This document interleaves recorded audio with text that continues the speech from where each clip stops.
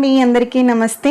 ఉల్లిపాయల్లో కొన్ని రకాల ఉల్లిపాయలను కట్ చేసేటప్పుడు మనం ఎంత ప్రయత్నించినా కానీ కళ్ళంటి వాటర్ అలా వచ్చేస్తూ ఉంటాయి. దీనికోసం మీకు కొన్ని చిట్కాలు చెప్తాను. ఉల్లిపాయల్ని కట్ చేసే ముందు ఇలా సగం కింద కోసుకుని వాటర్లో వేసుకుని 2-3 మినిట్స్ తర్వాత కట్ చేసుకోండి. కళ్ళ నుంచి వాటర్ రావడం అనేది తగ్గుతుంది.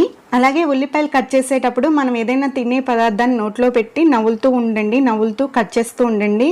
కళ్ళల్లో వాటర్ రావడం కూడా దానివల్ల కూడా తగ్గుతుంది. మరొక టిప్ ఏంటంటే, ఇలా మందపాటి టవల్ తీసుకుని వాటర్లో బాగా తడిపి ఉల్లిపాయల్ని సగం ముక్కల కింద కట్ చేసుకుని ఇలా మడత పెట్టి మధ్యలో ఉంచుకోవాలండి. ఇలా 10 మినిట్స్ తర్వాత ముక్కలుగా కట్ చేసుకుంటే సరిపోతుంది.